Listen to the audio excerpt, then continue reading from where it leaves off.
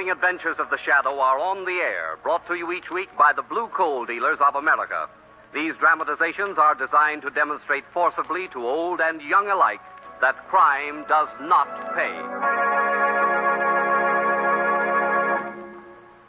While they set the stage for today's Shadow drama, let me ask you a brief but vital question.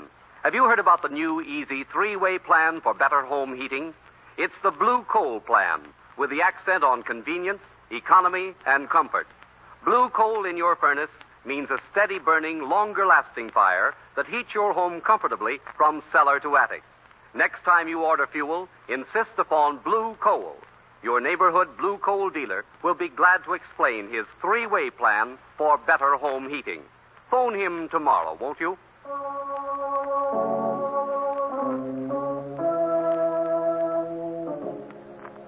The Shadow, mysterious character who aids the forces of law and order, is in reality Lamont Cranston, wealthy young man about town. As the Shadow, Cranston is gifted with hypnotic power to cloud men's minds so that they cannot see him. Cranston's friend and companion, the lovely Margo Lane, is the only person who knows to whom the voice of the invisible Shadow belongs. Today's story, The Shadow Challenge.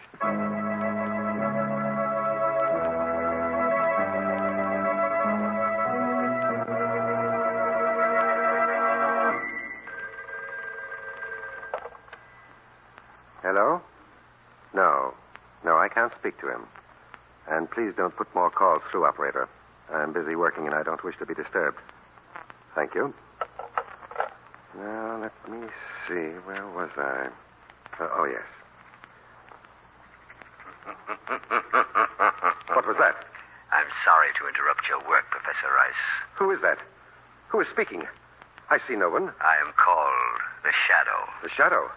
I've heard of you. What are you doing here? That manuscript you're translating, Professor Rice.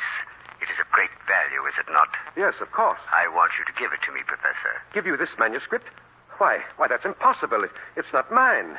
It belongs to the museum. It's a direct key to ancient Hindu culture. I know. That's why I've come here. I want that manuscript. Now, see here. I've always had a great respect for you, Shadow. You work for the forces of good against the forces of evil. But now, you're behaving like a common thief. Give me that manuscript. No. Very well. I see that I must use other methods. What do you mean? What are you going to do? This is what I'm going to do, Professor Rice. Oh, Shadow. Why did you do this?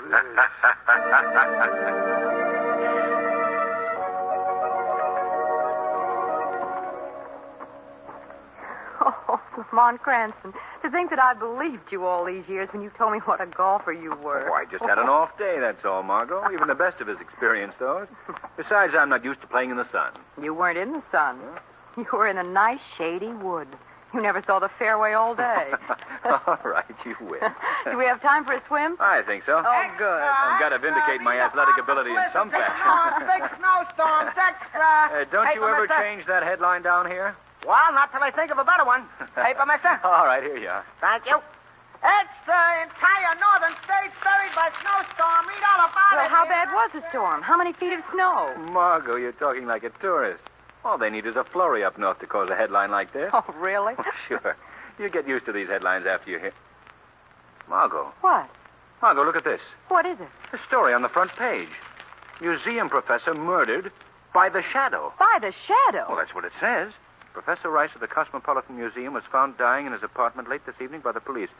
In a deathbed statement to Commissioner Weston, he described his assailant as an invisible man who called himself the Shadow. Well, Lamont, that's impossible. How do you explain it? I have no explanation. But one thing is certain. We're catching the next plane north.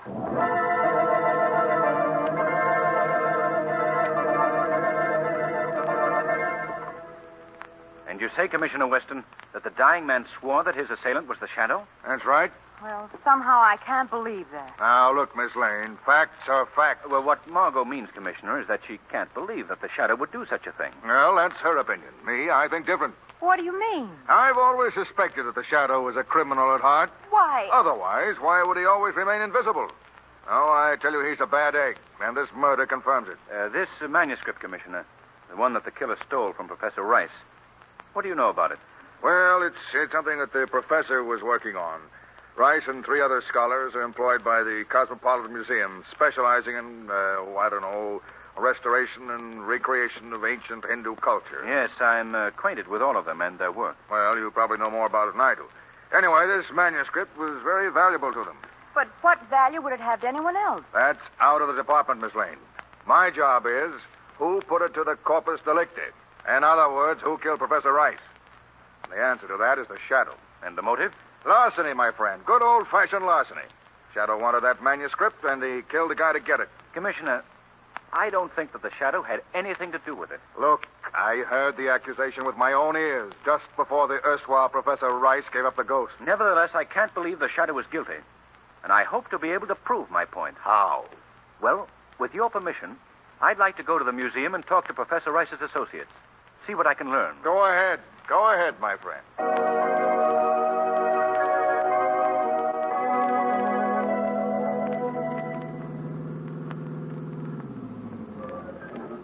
We'll leave the car here, Margo. I believe that the night entrance to the museum is in this wing. Lamont, do you suppose that someone has discovered your secret and is misusing it in the Shadow's name? That's possible, Margo. Well, what else could it be? Well, perhaps Weston is putting the blame of the crime on the Shadow to excuse his department's inability to solve the murder. Oh, Lamont, what a horrible thing to do. Well, that's just a supposition, Margo. Well, here we are. We'll have to ring for the watchman. What do you expect to find out here, Lamont? Well, I want to talk to the other professors and find out more about the missing manuscript. Yes? What is it? Oh, good evening. We wish to see either Professor Carter or Hagen or Professor Almond. Yes? I know they're working here this evening. Are you expected? Yes, we are. Oh, well, come in. Thank you. We seldom have visitors at this late hour. Well, I guess not. I must ask you to walk quietly, please. They do not like to be disturbed. You mean the professors? Oh, no, not the professors. I mean those that live here. Oh, are there people there? This is their time to rest. Who? Those that you see about you, the statues, the paintings. Tires them, you know. People staring at them through the day.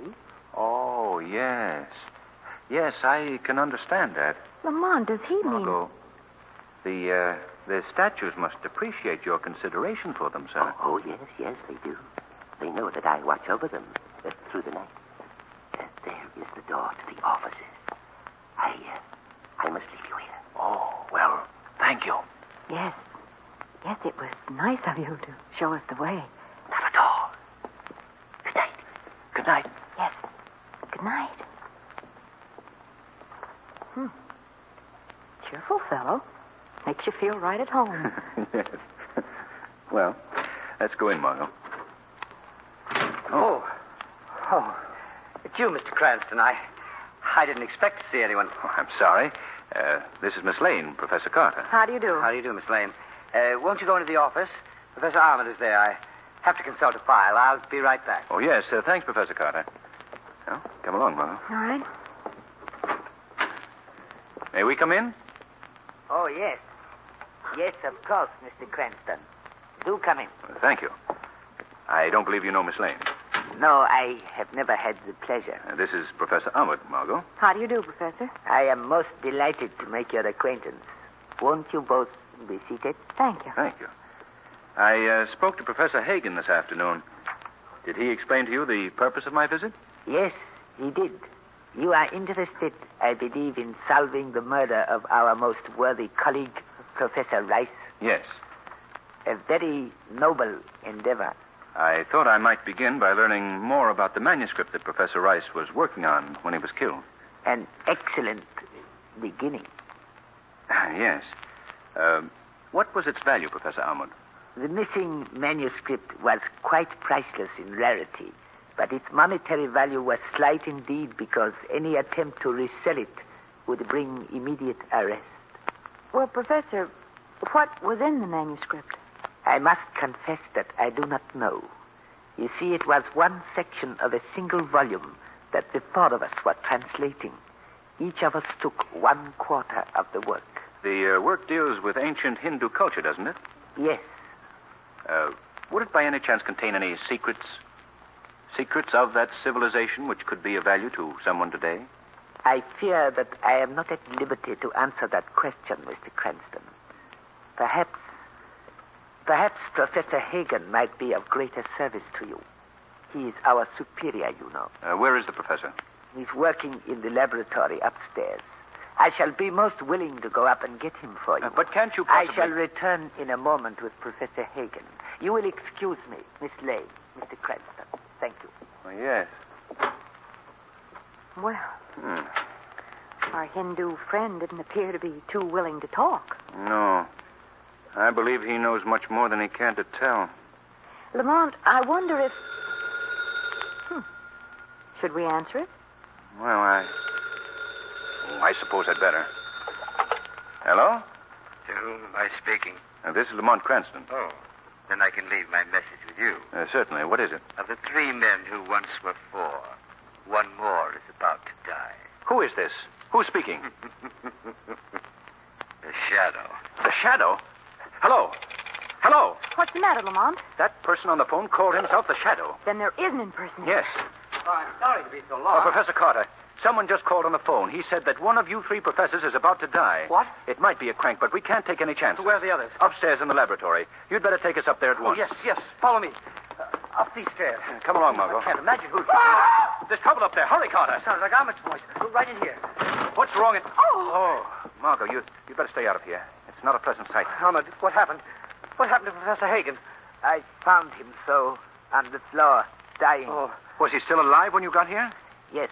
Could he talk to you? Did you learn anything? Yes, he told me that his attacker was an invisible man who called himself the Shadow.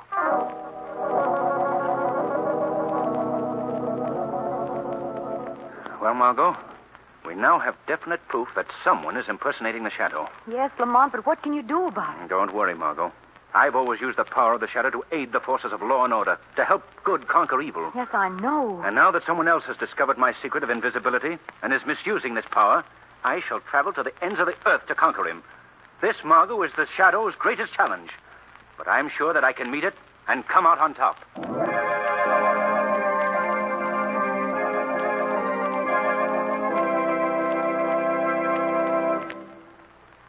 We'll find out how the Shadow meets his challenge in just a moment. But first, are you running your home on a budget plan?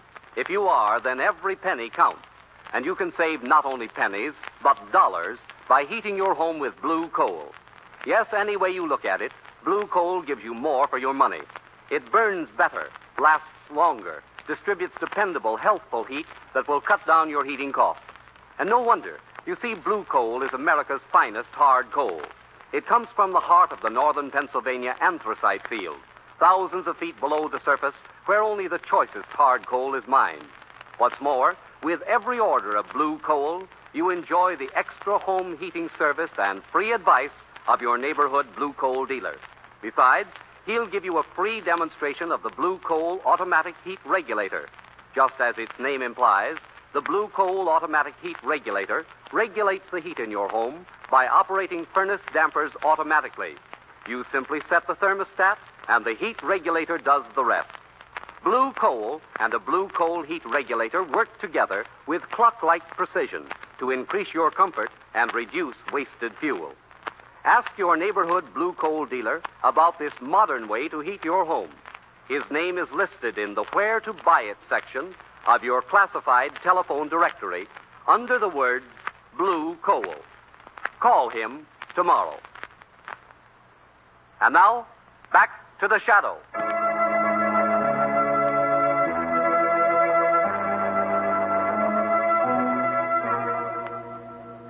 Lamont, have you uncovered any clues?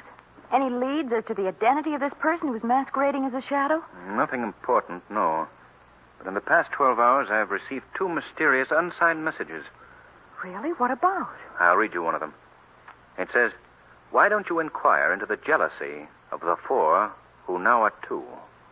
Does that refer to the 4 professors? Yes. And I learned that it's quite true. A great jealousy existed. All 4 men, although they worked together, were constantly vying with one another for individual glory. Then that's why the original manuscript was divided among the 4 of them. Exactly. Well, Lamont, you mentioned that you received 2 messages. What was the other one? I have it here. Listen to this. What were the secrets to be found in the manuscript that was being translated by the 4 who now are 2? And did you learn the answer to that question? Not very satisfactorily. I can only guess that these secrets were of an occult nature. Secrets of the ancient Orient. I see. And it was in the Orient, Margot, that the Shadow learned his secret of invisibility. Yes, of course. Lamont, who could have sent those messages? I don't know his identity, but judging by the phrases he used, they were written by the same man that I spoke to on the telephone. The man who calls himself the Shadow. But why should he be helping you? I wish I knew. In any case, Margot, his messages bear further investigation. So I think I shall begin by paying a call on Professors Carter and Amwood as the Shadow.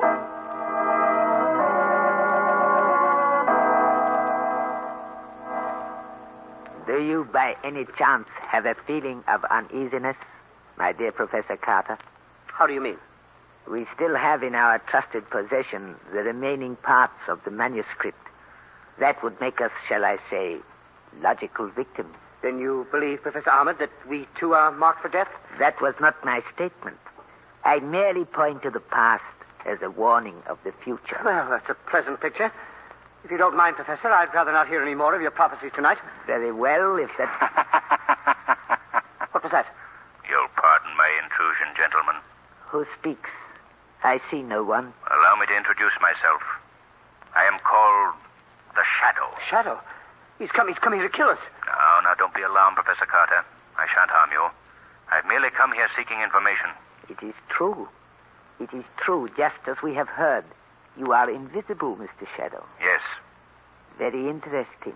Very. How do you achieve this invisibility? By hypnotizing your minds, gentlemen. Are you here to kill us as you did the others? I did not kill the others, Professor Carter. That was done by an imposter who used my name. And you can both help me to trap this masquerading murderer. Help you? How? By telling me what I wish to know. By answering my questions. What are your questions? What precious secrets were contained in the manuscripts that were stolen? Secrets? I do not understand. No evasions, please, Professor Amwood. You are both working on sections of that book. What is it about? What mysteries of the ancient Orient does it reveal? I am afraid you have been misinformed, my dear Shadow. Hasn't he, Professor Carter? Oh, yes. Yes, there are no secrets. You're lying, both of you. Lying? Yes, and your lies are most incriminating. You see, gentlemen, I happen to know the circumstances surrounding the death of Professor Hagen. And based on these circumstances, either of you could have been his murderer. That's not true. You don't know what you're saying, Shadow. But I do. So shall we say, gentlemen, that it might be wise for you both in the future to be much more careful.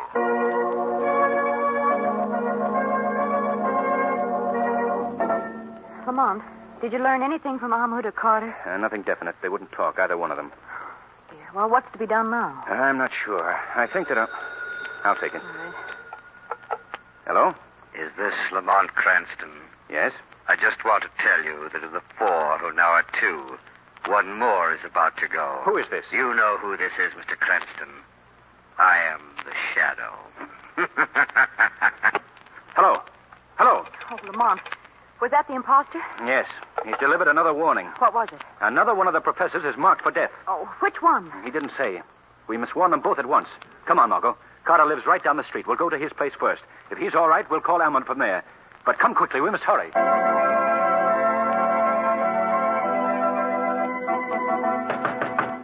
Professor Carter. Professor Carter. Lamont, do you suppose something's happened to him already? We'll soon find out. I'll use the skeleton key. I hate to do this, but... there we are. Come on, Margo. Professor Carter! Lamont, look. The living room. There's been a fight. Yes, furniture overturned, lamps broken. But where's Carter? I'll look in the bedroom. Carter! Carter, are you in there? Any sign of him, Lamont? No. This is the only other room in the apartment. What could have happened to him? I don't know. It's quite obvious, though, that he was the one selected as the next victim. This whole thing becomes more baffling every minute. Quite the contrary, Margot. I think it becomes increasingly clear. What do you mean, Lamont? Before we came here, Margot, I was practically convinced that either Carter or Amwood was the one who murdered Hagen and Rice. Lamont, are you serious? Yes, Margot. I felt that one of them had learned something from their share of the manuscript that made them kill to obtain the other men's copies. see. But how was the shadow impersonated? That fits into it too, Margo, very neatly. I learned the secret of invisibility in the Orient. It came from an ancient source. And one of those men could have learned this secret from his manuscript. Yes. Yes, that's very logical. But now that Carter is missing... Yes, that leaves only Ahmad. And I think we should pay a call on that gentleman at once.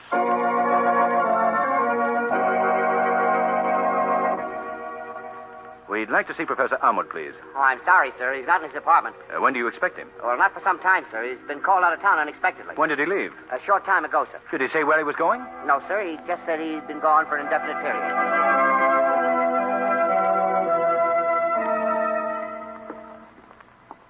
Well, I guess that just proves Ahmed's guilt, doesn't it, Lamont? I don't know, Margo.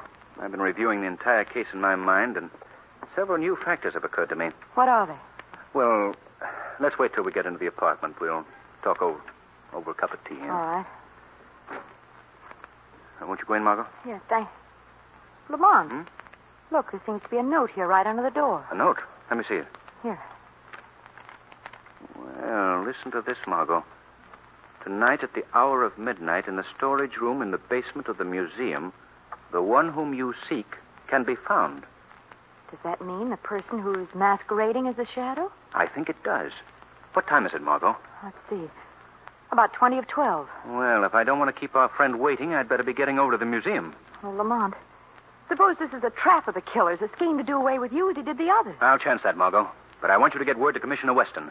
Have him at the museum with his men at 12:15. Tell him that he will find the murderer who has pretended to be the shadow.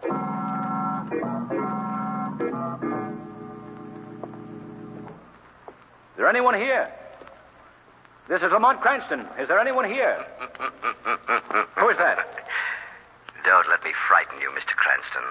I'm your old friend, the Shadow. You are not the shadow? No? How would you know that? Answer me. I repeat, you are not the shadow. I see. And would your knowledge be based on the fact that you yourself are the Shadow? Would it, Mr. Cranston? You don't have to answer. I know. I've known for some time now. You are the Shadow. What makes you think so? I've followed the activities of the Shadow for many years. I was most curious to learn his real identity. I began keeping track of the people who were present before and after all of his appearances. I see. And after discarding many suspects, your search narrowed down to me, is that it? That's it exactly. And I am the only man who knows the identity of the Shadow. Well, I must compliment you on your cleverness. I admit to you, I am the Shadow. Yes, but a very powerless shadow at this point. Having learned your secret of invisibility, I've hypnotized your mind before you were aware of me. This time, the real shadow is visible, and I am the one unseen. How did you learn my secret? From the Hindu manuscript. Then you admit the murder of Professor Hagen and Professor Rice? Yes. Yes, unfortunately, they were in the way. Why did you commit these crimes in my name? Because I wanted to attract the attention of you, the real shadow, and I succeeded. I led you on, Lamont Cranston, with my phone calls, anonymous notes. Why? What was your purpose? My purpose was, and is, to put an end to your activities. After tonight, Mr. Cranston, I alone will be the shadow, and I shall capitalize on this power. You are a fool. Why do you say that? Always working for the powers of good. I shall take real advantage of the name. With a trick of invisibility, the world will be mine. I gather that I'm to be the next victim in your chain of murders. To put it bluntly, yes. I should think that you would make sure of your talents for invisibility before you attempted that. What do you mean? Unlike your other victims, my mind is not receptive to your hypnosis. What are you saying? I mean that you have been perfectly visible to me ever since you entered this room, Professor Carter. What? You see me? Most clearly. And now, if you will observe closely, I shall instruct you in the true art of hypnosis. Look at me, Professor Carter. No. Look at me. No. I am disappearing before your very eyes. You see? You see? Wait, you can't do this. You're destroying my power. Do you hear? You're clouding my mind. Cranston. I am no longer Cranston, Professor Carter. I am the Shadow. So, you think you've tricked me, do you? You think you've gained the upper hand, but you're wrong. You're wrong. That revolver won't be of much use. How will you ever find your target? I'll find you.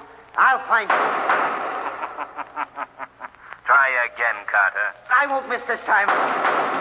Open up in there. Open up. I believe believe that's the police, Carter. You'd better put down that gun. Let them come and get me, and they'd better come shooting. You'll have to break open the door, Commissioner. We're coming in. And beware, this man here is armed. Keep out of here. I'm warning you, keep out. You're not going to take me. Oh! He's been hit, Commissioner. Come ahead. Shadow. So you're here, too. I came here to apprehend that man on the floor. He is the one who used my name in killing Hagen and Rice. What? What are you saying? Look, he's still conscious. Ask him. Ask him. All right. Why, it's Professor Carter. Yes, he was my impersonator. Carter. Professor Carter, is this true? Yes, that's true. How did you make yourself invisible? I learned the secret from the manuscript which I've destroyed. Carter, listen to me. You must know the identity of the real Shadow, don't you? Yes. Who is he? Tell me. The real Shadow is... You'll never learn now, Commissioner. But I think you should know this. In the future, you must always believe one thing about me. The Shadow at all times will be working on the side of right and justice.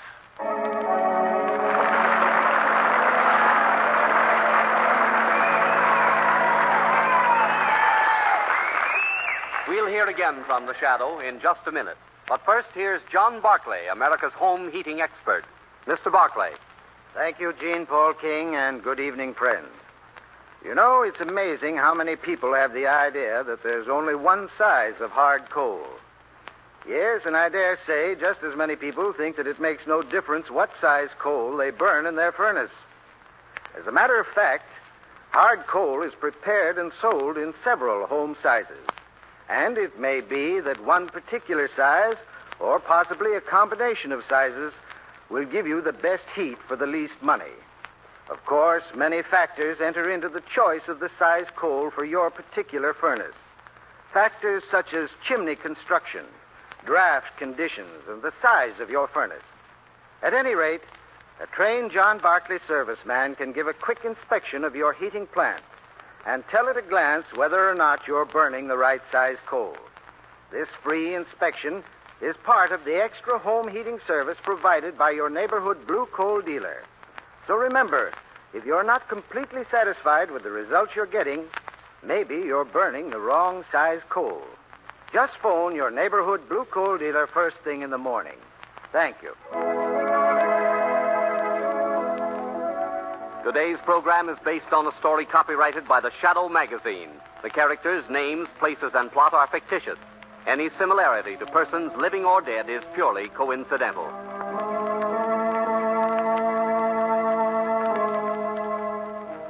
The weed of crime bears bitter fruit.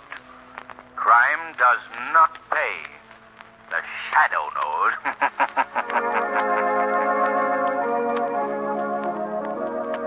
Next week, same time, same station, the Blue Coal Dealers of America bring you an adventure of the Shadow that will amaze you with its breathtaking thrills.